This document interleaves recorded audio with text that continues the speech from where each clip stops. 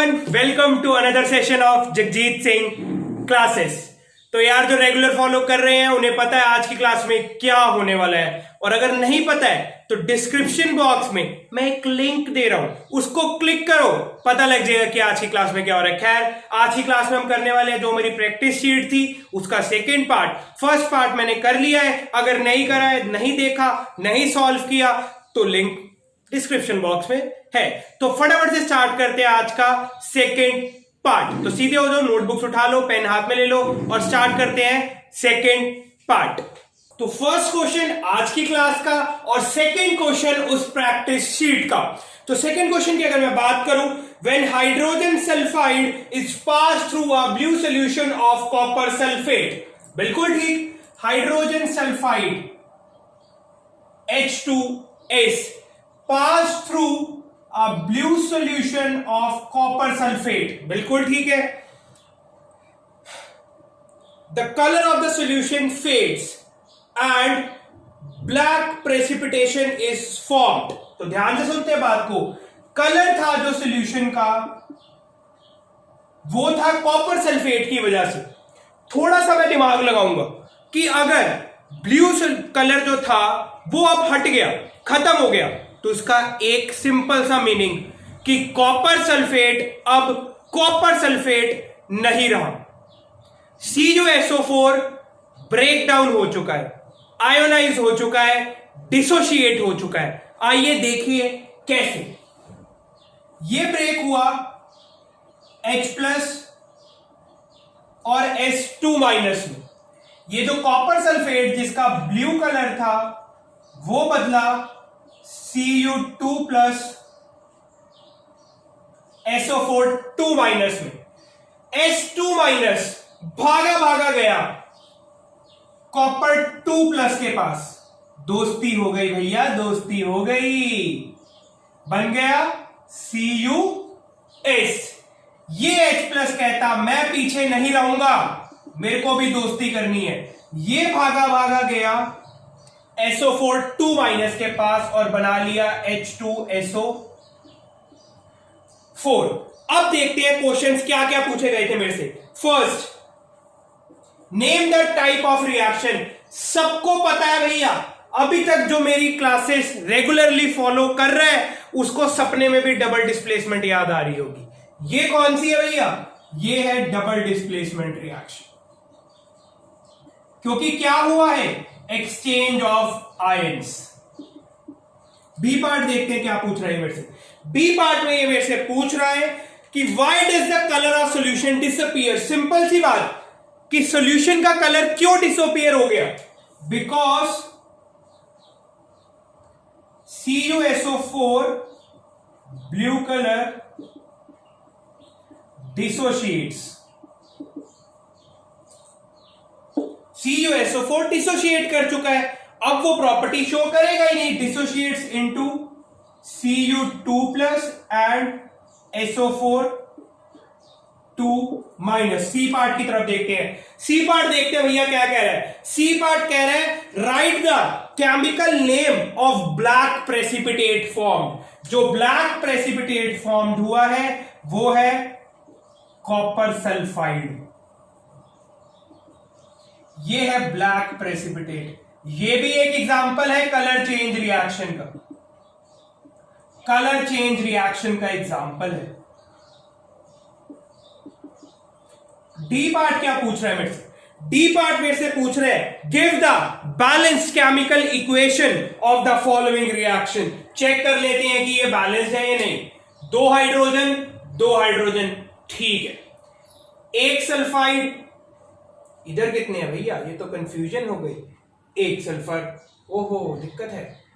एक कॉपर, एक SO4, मामला बिल्कुल ठीक है, बैलेंस।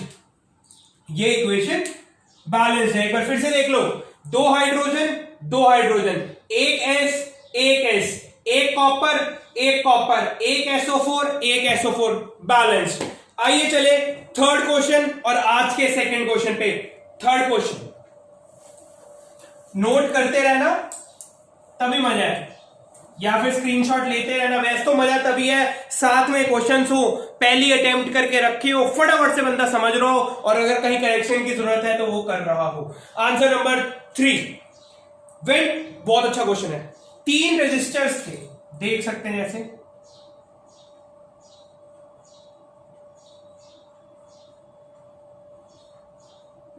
इनकी वैल्यूज थी 2 ओम 2 ओम 2 ओम। क्वेश्चन जैसे मैं पढ़ू, 3 2 ohm resistors A B and C are connected as shown below, are connected as shown below. Each of them dissipates and can stand a maximum power of 18 ohm, मतलब sorry 18 what.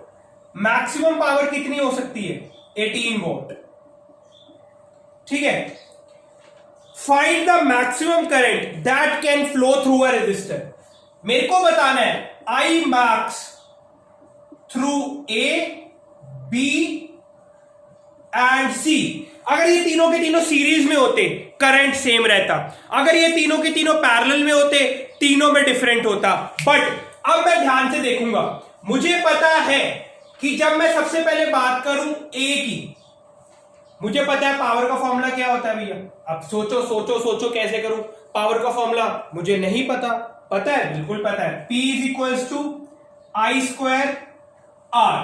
अगर किसी को नहीं पता ये कैसे आया तो देख लो, P is equals to V I होता है, V होगा आई आर, मल्टीप्लाई करा ये बना आई स्क्वायर आर। पावर कितनी है? 18। करंट मेरे को निकालना है, रेजिस्टेंस कितनी है? 2 ओम। ये इधर गया 18/2, √9 is equals to I is equals to 3 ampere. यहां से जो करंट पास हुआ वो था 3 एम्पियर का। अब मेरी बात ध्यान से सुनना, अगर करंट 3 एम्पियर का पास हुआ, बिल्कुल ठीक है भैया 3 एम्पियर का करंट पास हो गया, तो मुझे एक बात बताओ, यहां पर भी करंट आई 3 एम्पियर का होगा। ये रेजिस्टेंस सेम होने की वजह से मैंने बताया था, चीख चीख के बताया था कि करंट डिवाइड होगा पैरेलल में, और किस बेसिस पे डिवाइड होगा कि कितनी रेजिस्टेंस है। मुझे पता है कि यहां पर करंट ने डिवाइड हो जाना है, पर किसके पास ज्यादा करंट, किसके पास कम करंट, ये कैसे पता लगेगा? ये पता लगेगा इस रेजिस्टेंस के ऊपर बेस्ड। जिसकी ज्यादा रेजिस्टेंस कम करंट, जिसका कम करंट ज्यादा रेजिस्टेंस। अगर इधर रेजिस्टेंस सेम थी तो करंट हाफ हाफ बढ़ जाएगा, इधर से जाएगा 1.5 एम्पियर, इधर से भी जाएगा 1.5 एम्पियर। तो बी में करंट होने वाला है 1.5 एम्पियर, सी में भी करंट होने वाला है 1.5 एम्पियर। तो मुझे पता लग गया ए में करंट था 3 एम्पियर, बी में था 1.5 एम्पियर, सी में भी था 1.5 एम्पियर। बहुत अच्छा क्वेश्चन, बहुत सिंपल, बट स्टिल बहुत बच्चे इस क्वेश्चन को गलत करेंगे। फटाफट से नोट करो।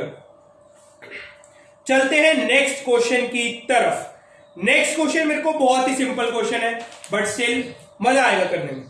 बेसिक बेसिक बातें हैं, बच्चों को यही नहीं पता होता। बच्चे कहते हैं चांद पे निशाना लगाएंगे, और उन्हें अभी अपने आई लेवल पे भी निशाना लगाना नहीं रहा। समझ आ रही है बात? तो पहले बेसिक बातें स्ट्रॉन्ग करो, फिर आगे भागेंगे। समझ आई बात? बेसिक नहीं आता, आगे भाग के क्या करना है? चलना आ नहीं रहा, और तुम कह रहे हो कि 100 मीटर की रेस में मेरे को फर्स्ट ओलंपिक में गोल्ड मेडल दिलवा दो। चलना सीखो बेटा पहले, फिर बात बनेगी आगे।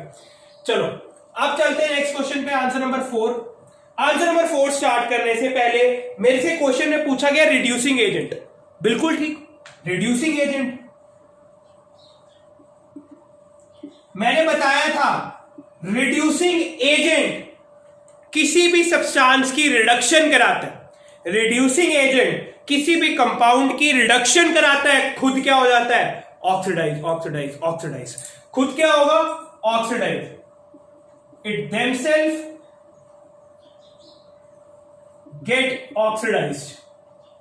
अब कैसे पता लगाऊं कि वो ऑक्सीडाइज्ड हो चुका है? बताया था, पहला तरीका gain of oxygen, second removal of hydrogen. Third, gain of electrons, gain of electrons. Suppose ये O2 माइनस था, O2 माइनस मतलब यहां लिखते हैं O2 माइनस, ये माइनस था मतलब इलेक्ट्रॉन इसके पास है, इलेक्ट्रॉन ज्यादा है, बिल्कुल ठीक। इसने 2 इलेक्ट्रॉन गेन करे और बन गया ऑक्सीजन। बात समझ आई? 2 इलेक्ट्रॉन गेन करे और बन गया ऑक्सीजन, मतलब क्या हुआ? इधर से मुझे ये पता लगा ये हुई है ऑक्सीडेशन। क्यों? क्योंकि इसने 2 इलेक्ट्रॉन का क्या करा? गेन। बात समझ आ गई सबको? तो अब मुझे इस क्वेश्चन में ये बताना है, इस क्वेश्चन में मुझे ये बताना है कि रिड्यूसिंग एजेंट्स कौन है। ठीक है, तो आइए फिर पहली इक्वेशन लिखें और पता लगाएं। ये इंपॉर्टेंट बात थी, लिख सकते हैं जिसको लिखनी है। 1 2 3 गैप। चलो क्वेश्चन नंबर 4 का फर्स्ट पार्ट नहीं करना, फर्स्ट पार्ट में ना कुछ क्वेश्चन में गलती हो गई थी, ये करना ही नहीं है। ठीक है, सेकंड पार्ट से बात करते हैं। H2O plus F2 will form HF and HOF, HF and HOF। क्या निकालना है? Reducing agent. क्या बताना है मुझे? Reducing agent. खुद क्या होगा?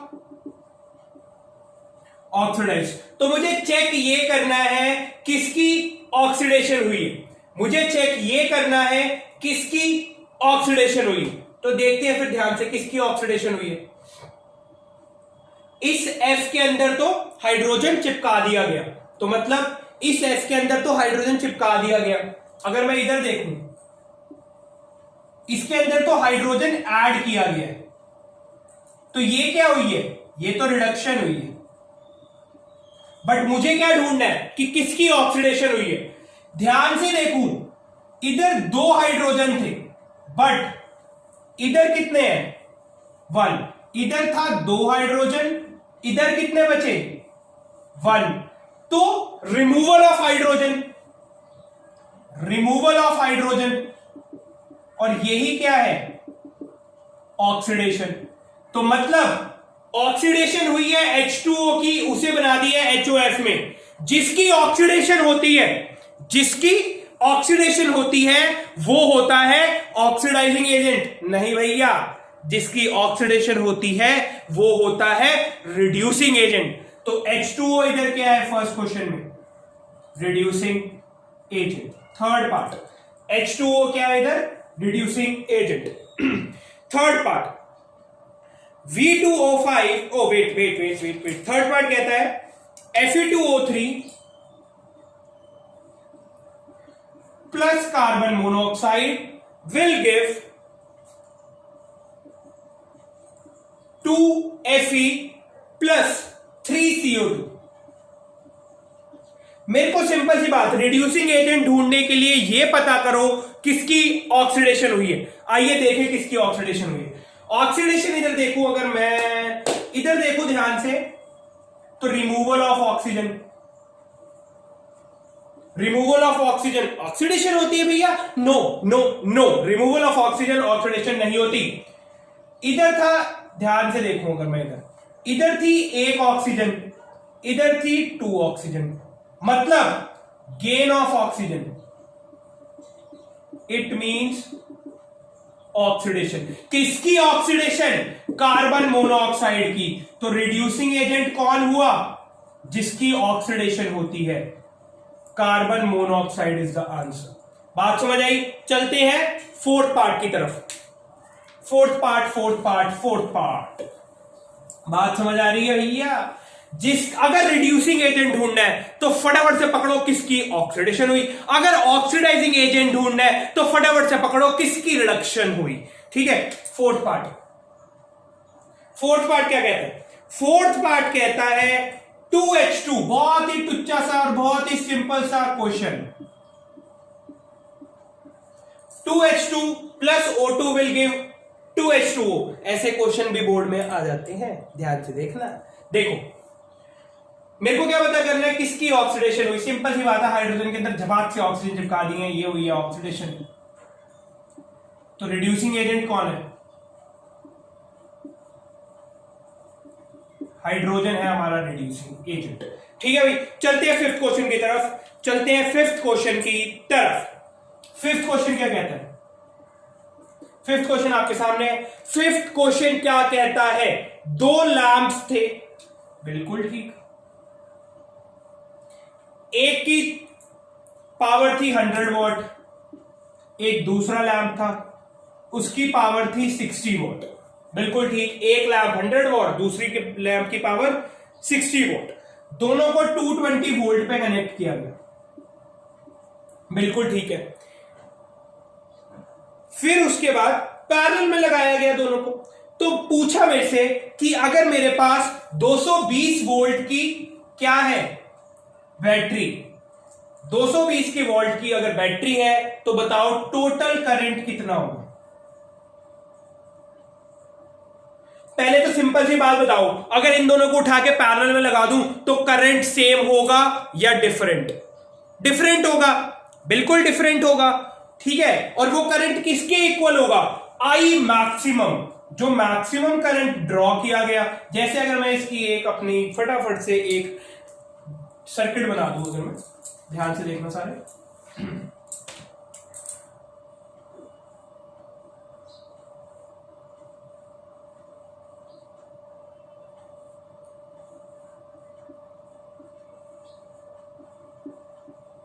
टू 220 वोल्ट, एक की पावर 100 वॉट, एक की पावर 60 वॉट, बिल्कुल ठीक है। अगर यहां से करंट आई निकला तो इधर जाएगा I1, इधर जाएगा I2, बिल्कुल ठीक। अगर मुझे टोटल करंट निकालना है जो लाइन से सप्लाई करा गया, जो बैटरी से निकाला गया, तो वो होगा I1 प्लस I2।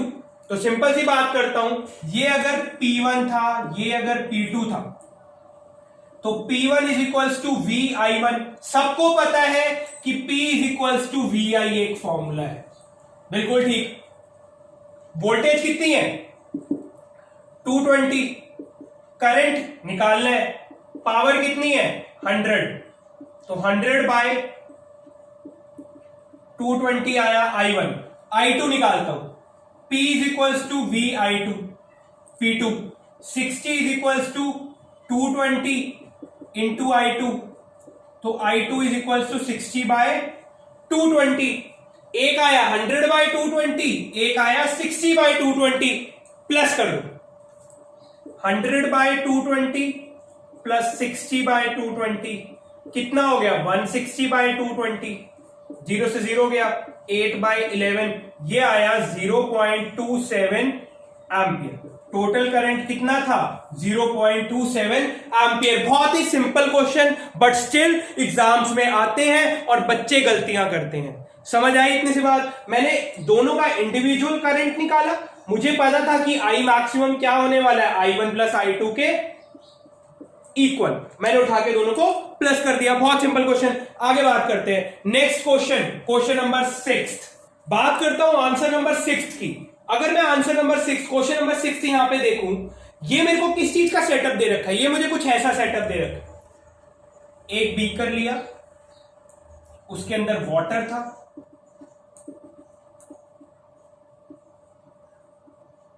दो इलेक्ट्रोड्स लगाए,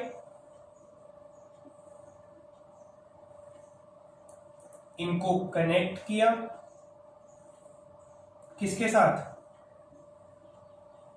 बैटरी के साथ। समझ आ रही सबको इतनी सी बात? जिससे पॉजिटिव एंड कनेक्ट होता है वो बन जाता है एनोड, जिससे नेगेटिव एंड कनेक्ट होता है वो बन जाता है कैथोड। ये वाटर था साथ में, और कोई चीज तो नहीं रह गई। अब देखो होगा क्या, पूरी कहानी समझेंगे आज। इलेक्ट्रोलिसिस ऑफ वाटर, ये क्या है? ये है इलेक्ट्रोलिसिस ऑफ वाटर। समझो मेरी बात ध्यान से। हाँ, पहली बात तो ये समझो कि ये होने क्या वाला है। जैसे ही मैं इस बैटरी को ऑन करूंगा, करंट होगा, ठीक है? करंट होगा, बिल्कुल ठीक है। जो वाटर है उसका लाइसिस होगा, टूटेगा, ठीक है। बट कैसे? उसके लिए मुझे यहां पे थोड़ा सा डालना पड़ेगा H2SO4 या फिर HNO3 या कोई सा भी एसिड, ताकि ये इलेक्ट्रोलाइट बन जाए। इलेक्ट्रोलाइट क्या होता है? इलेक्ट्रोलाइट क्या होता है? इलेक्ट्रोलाइट किसी भी मीडियम का, किसी भी सॉल्यूशन की कंडक्टिविटी को इंक्रीज करता है। क्या करता है? कंडक्टिविटी को इंक्रीज करता है। जैसे रेजिस्टिविटी होती है, रेजिस्टिविटी इलेक्ट्रिक करंट के फ्लो को रोकती है, वैसे ही कंडक्टिविटी इलेक्ट्रिक करंट के फ्लो को बढ़ावा देती है। फ्लो करो, फ्लो करो, फ्लो करो। बात समझ आ रही है? कंडक्टिविटी इलेक्ट्रिक करंट को फ्लो करने में हेल्प करती है। बात समझ आई? तो ये H2SO4 HNO3 डालने से क्या हुआ? कंडक्टिविटी इंक्रीज हो गई, कंडक्टिविटी इंक्रीज हो गई। बिल्कुल ठीक। अब देखो, वाटर था। मैं सबसे पहले बात करता हूं, दो एक तरह से कोड बता रहा हूं, सुन लो। Paul and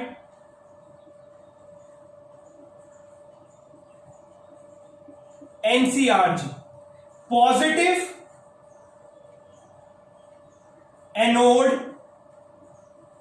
oxidation,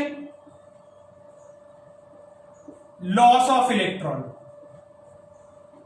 negative cathode reduction, G means gain of electron. बात समझ आ रही सबको? G means gain of electron. तो अगर अब मैं बात करूं कि एनोड पे मुझे क्या मिला, कि एनोड पे क्या रिएक्शन हो रही है, तो मैं इतनी सी बात जरूर समझूंगा कि एनोड पे होगा गेन ऑफ इलेक्ट्रॉन। एनोड पे होगा गेन ऑफ इलेक्ट्रॉन। तो गेन ऑफ इलेक्ट्रॉन किसका होगा? जब H2O टूटेगा, तो देखते हैं भैया, एनोड पे मेरे को यहां पे डायग्राम में एक और चीज दे रखी है कि एनोड पे मुझे ऑक्सीजन मिल रहा है और कैथोड पे मुझे हाइड्रोजन मिल रहा है। तो मतलब ऑक्सीडेशन हुआ ऑक्सीजन का, जैसे O प्लस, एक सेकंड रुको, एनोड पे क्या हुआ उसकी बात करते हैं और कैथोड पे क्या हुआ उसकी बात करते हैं। एनोड पे लॉस ऑफ इलेक्ट्रॉन हुआ, जैसे ये O2 माइनस था, ज्यादा इलेक्ट्रॉन थे, 2 माइनस, माइनस चार्ज ज्यादा है, ये कन्वर्ट हुआ O प्लस 2 इलेक्ट्रॉन। जब 2O2 माइनस हो गए, ये 2 हो गए, तो ये भी कितने हो गए? 4 इलेक्ट्रॉन। बात समझ आई सबको? तो यहां से मेरे को क्या मिली एनोड पे? ऑक्सीजन। कैथोड की बात करूं कि कैथोड पे क्या होता है, कैथोड पे क्या होता है? कैथोड पे मेरे पास है हाइड्रोजन, कैथोड पे मेरे पास रिलीज हो रही है हाइड्रोजन। देखता हूं कैसे हो रही है। कैथोड पे होना क्या है? Gain of electron. ये है H प्लस आयन, इसने एक इलेक्ट्रॉन गेन किया और क्या बना लिया इसने बना लिया H। अब ये 2 कर देता हूं, इधर भी 2, ये हो गया H2। तो अगर मैं फुल रिएक्शन लिखूं तो वो है H2O will break down into H2 plus half O2। बात समझ आ गई सबको? सबको बात समझ आ गई? ये थी कंप्लीट रिएक्शन। ये हुई एनोड पर, ये हुई कैथोड पे। एनोड पे हुआ गेन ऑफ इलेक्ट्रॉन, कैथोड पे हुआ लॉस ऑफ इलेक्ट्रॉन। अब मैं देखता हूं क्वेश्चन फिर से क्या क्या पूछते थे। सबसे पहला क्वेश्चन पूछता था कि जो ये पिक्चर बनाई ये क्या है? ये है इलेक्ट्रोलिसिस ऑफ वाटर। सेकंड, कि ये एनोड और कैथोड किस चीज की बनी है? ये एनोड और कैथोड प्लाटिनम रोड्स। कैसी हैं? एनोड और कैथोड प्लाटिनम रोड्स या फिर ग्रेफाइट रॉड्स भी होती, प्लेटिनम या graphite rods. Third, right the balanced chemical equation of the reaction taking place in this case. मैंने हाफ सेल रिएक्शंस भी लिखी, एनोड और कैथोड पे क्या हो रहा है, और मैंने बैलेंस केमिकल रिएक्शन लिखी। Last part, the reaction does not take place when few drops of dilute H2SO4। बिल्कुल ठीक बात, not added to water. Why? जब मैंने H2SO4 नहीं डाला रिएक्शन नहीं हुई। क्यों नहीं हुई? मुझे पता था कि H2O की अपनी कोई कंडक्टिविटी है ही नहीं इतनी बढ़िया। जैसे ही उसके अंदर कोई इलेक्ट्रोलाइट डलेगा, बीट H2SO4, बीट NaCl, कोई सा भी इलेक्ट्रोलाइट, वो क्या देगा उसको, कंडक्टिविटी इंक्रीज करेगा। फिर जो ये आयन इलेक्ट्रॉन्स का फ्लो होगा फ्रॉम कैथोड टू एनोड और एनोड टू कैथोड, वो इजीली हो पाएगा। बात समझ आई? क्लियर हुई सबको? बात हो क्या रहा है, समझ आ रही है ना हमें इतनी सी बात कि यहां क्या हो रहा और क्या नहीं हो रहा, कि कैथोड पे इलेक्ट्रॉन का गेन हो रहा है, और जो इलेक्ट्रॉन का गेन हो रहा है वो आ कहां से रहे हैं, वो आ रहे हैं एनोड से। तो मैं इतनी सी बात समझ गया, एनोड से जो इलेक्ट्रॉन कैथोड की तरफ जा रहे हैं ये तभी जा पाएंगे जब मैं इसके अंदर H2SO4 डालूं। क्लियर? तो ये हुआ हमारा 6th क्वेश्चन। आओ भाई चले क्वेश्चन नंबर 7 की तरफ। क्वेश्चन नंबर 7 नोट कर लो। Question number 7, question number 7, answer number 7 कहता है right 2 points of difference between electrical energy and electrical power. बहुत बढ़िया बात है, हमें इलेक्ट्रिकल एनर्जी और इलेक्ट्रिकल पावर में डिफरेंस ही नहीं पता होता।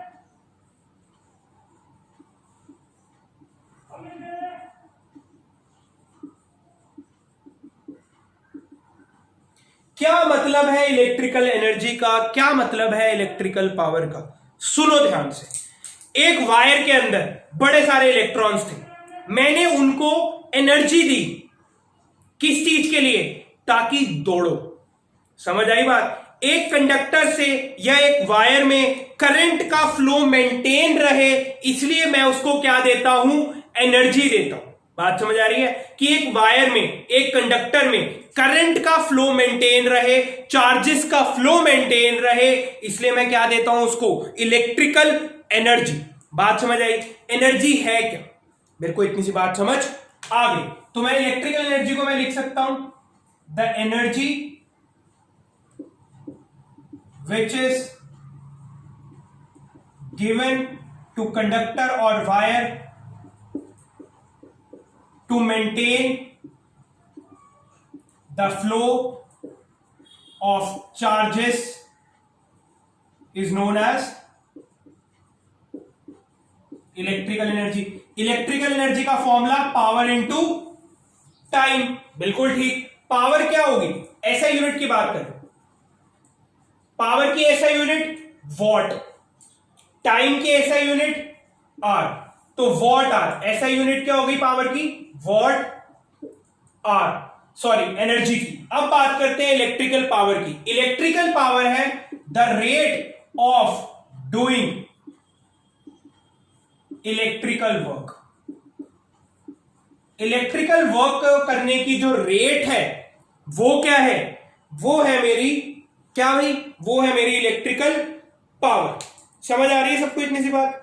या फिर मैं इसको बोल सकता हूं the rate at which energy is consumed is known as electrical power, या फिर मैं बोल सकता हूं the rate at which electrical energy या फिर heat energy is dissipated. Clear?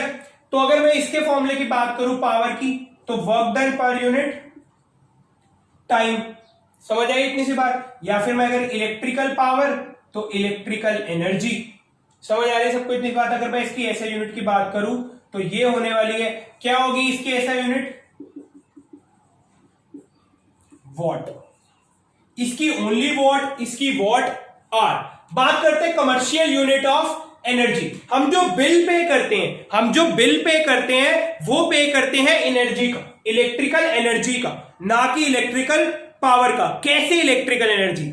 मैं बिल पे करता हूं इस बात पे कि जैसे ये सामने अगर एसी लगा है, तो ये एसी अगर मानो 20 किलोवाट की पावर का था, 10 तो ज्यादा का, 20 किलोवाट की पावर का था, तो खाली मैं बिल पे 20 किलोवाट के ऊपर करूंगा? नहीं, इस 20 किलोवाट पावर के अप्लायंस को मैंने कितने टाइम तक यूज किया, मैं इसका बिल पे करता हूं। और ये कौन बताता है? Power into time electrical energy बताती है। क्लियर? अब देखो कमर्शियल यूनिट की बात करता हूं। कमर्शियल यूनिट, कमर्शियल यूनिट होती है किलोवाट आर, किलोवाट आर। इसी को ही मैं कहता हूं 1 यूनिट। इसको अगर मुझे जूल्स में बदलना होगा तो कैसे होगा? 1 kilowatt hour is equal to 3.6 into 10⁶ joules. Clear everyone? तो क्वेश्चन देखेंगे तो पहला पॉइंट कहता था इलेक्ट्रिकल एनर्जी और इलेक्ट्रिकल पावर में डिफरेंस बताओ, बहुत अच्छे तरीके से बता दिया। दूसरा पॉइंट कहता था कि 1 किलोवाट आवर में कितने जूल्स होते हैं मुझे ये बताओ, मैंने वो भी करके दिखा दिया। समझ आई इतनी सी बात? आगे चलते हैं। अब बात करते हैं क्वेश्चन नंबर 8। अब बात करते हैं क्वेश्चन नंबर 8 की। तो क्वेश्चन नंबर 8 सामने आ चुका है। क्वेश्चन नंबर 8 की अगर मैं बात करूं तो क्वेश्चन नंबर 8 कहता है ऑक्सीडाइजिंग एजेंट्स के बारे में बताओ। ऑक्सीडाइजिंग एजेंट, अब मुझे पता है ऑक्सीडाइजिंग एजेंट क्या होते होंगे, खुद क्या होते होंगे oxidizing agent? Reduce they themselves get reduced. Clear? तो बात करते हैं रिड्यूस कब कोई चीज रिड्यूस तब होगी gain of hydrogen, removal of oxygen, या फिर अभी बताया था गेन ऑफ इलेक्ट्रॉन्स। ठीक है, अब आगे बात करते हैं गेन ऑफ इलेक्ट्रॉन्स। अब आगे बात करते हैं फर्स्ट पार्ट मेरे को कहता है CuSO4 plus zinc will form ZnSO4 plus Cu। ध्यान से देखना, इधर ना मैं ऑक्सीजन के पंगे को पहचान सकता हूं ना मैं हाइड्रोजन के पंगे को। अगर मुझे रिड्यूस सब्सटेंस देखना है कि किसकी रिडक्शन हुई तो मेरे पास दो चीजें थी इनिशियली, तो या तो देख लेता हूं रिडक्शन में ऑक्सीजन को भगा दिया गया या फिर देख लेता हूं हाइड्रोजन को बुला लिया गया। बट ना इधर ऑक्सीजन का पंगा ना इधर हाइड्रोजन का पंगा होगा इधर इलेक्ट्रॉन्स के गेन और लॉस। देखो कैसे, मैं अगर ध्यान से देखूं किसका गेन कहां पे लॉस, कॉपर सल्फेट की, सबकी वैलेंसीज लिखो। अगर मैं इसे तोड़ू तो इसकी होगी Cu2+, इसकी होगी SO4, 2 minus, zinc free state में है तो ऑक्सीडेशन नंबर 0। इसकी अगर मैं बात करूं ZnSO4, जिंक 2+ SO4 2 माइनस, ये फ्री स्टेट में है तो 0। अब ध्यान दें, इधर था कॉपर 2+, अब इधर कॉपर हो गया 0, मतलब Cu2+, मतलब प्लस वाला चार्ज ज्यादा है। अब मुझे क्या करना पड़ेगा, किसी के पास 2+ ज्यादा है मुझे उसे 0 पे लेके जाना है, पहले दूंगा 1 माइनस फिर दूंगा दूसरा माइनस, तो जो उसके पास 2+ था उसको 2 माइनस खत्म कर देंगे। तो Cu2+ plus 2 electron will form copper, gain of electrons मतलब रिडक्शन। तो सिंपल सी बात पता लग गई मुझे कि यहां पर कौन था रिड्यूसिंग एजेंट? रिड्यूसिंग एजेंट है कॉपर सल्फेट। रिड्यूसिंग एजेंट है ये भैया, ये है ऑक्सीडाइजिंग एजेंट, क्योंकि इसकी खुद की क्या हुई है? रिडक्शन। बात समझ आई? किसकी रिडक्शन हुई है? यहां पे कॉपर सल्फेट की रिडक्शन हुई और वो बदल गया कॉपर में। क्लियर? बात करते हैं सेकंड पार्ट की। समझ आया सबको समझ आया? नहीं समझ आएगा तो कमेंट कर देना, फिर से समझा दूंगा नेक्स्ट क्लास में आप। चलो आगे बात करते हैं सेकंड पार्ट मेरे को कहता है CuO plus H2 will form copper plus H2। अब देखते हैं, सिंपल सी बात है, रिमूवल ऑफ ऑक्सीजन मतलब रिडक्शन। जिसकी रिडक्शन होती है वो क्या होता है? Oxidizing agent. Clear everyone? Third कहता है V2O5 vanadium oxide plus calcium will form 2V plus 5CaO। ध्यान से देखूं, इधर क्या हो रही है? ये रिडक्शन, तो इसका मतलब ये V2O5 ही मेरा क्या है? ये है मेरा ऑक्सीडाइजिंग एजेंट। लास्ट पार्ट की बात करते हैं। लास्ट पार्ट इस क्वेश्चन का, क्वेश्चन नंबर 8 का लास्ट पार्ट की बात करते हैं। Pb3O4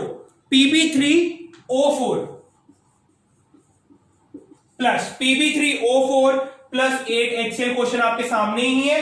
Pb3O4 plus 8HCl will form 3PbCl2 plus H2 plus H2। ध्यान से देखूं, इधर हुआ है removal of oxygen, removal of oxygen मतलब रिडक्शन, तो ये क्या हुआ? Oxidising agent. ऑक्सीडाइजिंग एजेंट कौन हुआ? ऑक्सीडाइजिंग एजेंट हुआ Pb3O4। ये क्वेश्चन प्रैक्टिस तुम्हारे अपने लिए है बेटा, इसकी प्रैक्टिस कर रहे हो तुम, तो ये सॉल्यूशन है अगर थोड़ी बहुत किसी को दिक्कत आ रही है तो। वैसे तो ये क्वेश्चन इजी हैं। चलते हैं 9th क्वेश्चन की तरफ। 9th क्वेश्चन आप सबके सामने आ गया है। 9th क्वेश्चन की बात करते हैं। 9th क्वेश्चन कहता है two identical resistors each of 15 ohm. दो आइडेंटिकल रेजिस्टर थे 15-15 ओम के, उनको पैरेलल में लगाया गया। पहले लगा देता हूं।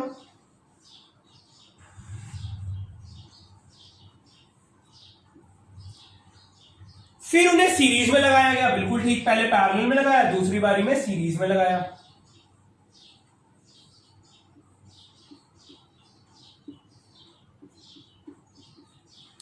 बैटरी कितनी थी? 6 वोल्ट की। ये 15 ओम, ये भी 15 ओम, ये भी 15 ओम, ये भी 15 ओम। ठीक है भैया। वो कहता है कैलकुलेट करो power consumed in the combination की रेशो। इसको अगर P1 मांगू, इसको P2 मानू, तो P1:P2 की रेशो क्या होगी, ये मेरे से पूछता है वो। बहुत आसान है, कर देंगे। पावर का फॉर्मूला मुझे पता है, जब रेजिस्टेंस दी हो तो वोल्टेज भी दी हो, तो पावर का एक और फॉर्मूला P = V²/R। हमने पावर के 3 फॉर्मूले पढ़ लिए, अगर याद हो। अलग अलग केसेस में अलग अलग फॉर्मूला यूज हो रहा है, इस केस में ये फॉर्मूला यूज होगा। तो पहले की अगर मैं P1 निकालूं तो V²/R1। V² कितना होने वाला है? 6 का स्क्वायर। R1 निकालना पड़ेगा। R1 कैसे निकलेगा? 1/R1 is equals to 1/R plus 1/R। 1/15 plus 1/15। 15 1 plus 1 तो 2/15, तो R1 हो गया 15/2, क्योंकि ये तो 1/R1 था, रेसिप्रोकल कर दिया 15/2। तो P1 हो गया 36, 15/2 था तो ऊपर मल्टीप्लाई में आया 72/15। ये आया P1। अब मुझे निकालना है P2।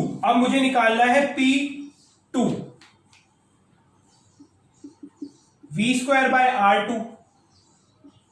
V² कितना होगा? 6 का स्क्वायर, 36 होना है। R2 कितना होएगा? R1 plus R2, 30 ओम इफेक्टिव रेजिस्टेंस। तो 36/30 आ गया P2। अब मुझे क्या निकालना है? P1 और P2 का रेशो।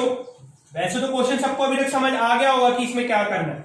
वैसे तो सबको समझ आ गया होगा। P1/P2 की अगर मैं रेशो निकालूं तो ये आएगी 72/15 डिवाइडेड बाय 36/30।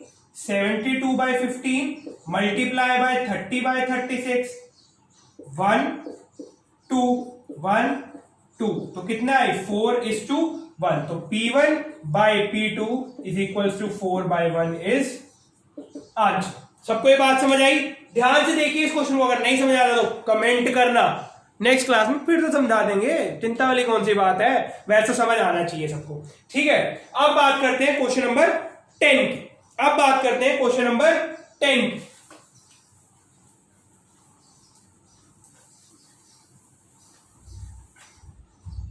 क्वेश्चन नंबर 10 ये है आज की क्लास का लास्ट क्वेश्चन। आंसर नंबर 11 आप लोग खुद मुझे करके किस में बताने वाले हैं? कमेंट्स में। अगर किसी को नहीं आता तो कमेंट्स में लिख लेना ये भी करा दो, अगर आता है तो कमेंट्स में क्या करना है भैया? इसका आंसर। ठीक है भाई। आंसर नंबर 10 कहता है कि मैं अगर हीट करूं कॉपर नाइट्रेट को, CuNO3 को हीट करूं, बिल्कुल ठीक, तो मुझे मिलता है कॉपर ऑक्साइड, मिल गया। फिर मुझे मिलता है ऑक्सीजन गैस, मिल गई। फिर मुझे मिलता है ब्राउन गैस X। बिल्कुल ठीक। वो मेरे से पूछ रहा है आइडेंटिफाई द ब्राउन गैस। जानते हैं हम ये X है, NO2। पता है हमें कि ब्राउन गैस कौन सी आती है, NO2। अगर मैं इसको लिखूं CuNO3 on heating gives copper oxide plus oxygen NO2। तो सिंपल सी बात, ध्यान से देखो भाई, सिंपल सी बात है कि यार इसको बैलेंसिंग चेक करने के लिए मुझे थोड़ी थोड़ी छोटी छोटी बातें देखनी है। कॉपर कितना 1, ठीक है। ऑक्सीजन देखते हैं, चलो नाइट्रोजन देख लेते हैं। 1 नाइट्रोजन, बिल्कुल ठीक। ऑक्सीजन की अगर मैं बात करूं तो 2 3 6, इधर कितनी है 2 2 4 प्लस 1 5। ये तो फंस गए, क्या करें? चलो देखते हैं। इधर 6 है, अगर मैं इधर 4 लगा दूं, 4 2 8, 2 10 प्लस 1 11, बात नहीं बनी। इधर 2 लगाया तो ये 12 हो गई, ऑक्सीजन अब 12 हो गई। अभी कितनी है 4 2 8 प्लस 2 10 प्लस 1 11, तो इधर भी 2 लगा देते। 4 2 8 प्लस 2 10 प्लस 2 12। बट कुछ और तो नहीं बिगड़ गया, चेक कर लेते हैं। 2 कॉपर, बिल्कुल ठीक। 2 नाइट्रोजन, नहीं 2 और 2 4 नाइट्रोजन, 2 तो इसके और इससे भी मल्टीप्लाई करो तो 4 नाइट्रोजन, ठीक है। ऑक्सीजन 12 थी, इधर भी 12, बैलेंस हो गई इक्वेशन। अब ये मेरे से पूछता है last, identify the type of reaction. Type of reaction क्या थी? क्या टाइप ऑफ रिएक्शन हमें दिख रही है, कैसी है? Thermal decomposition, thermal. तो इसी के साथ ये खत्म।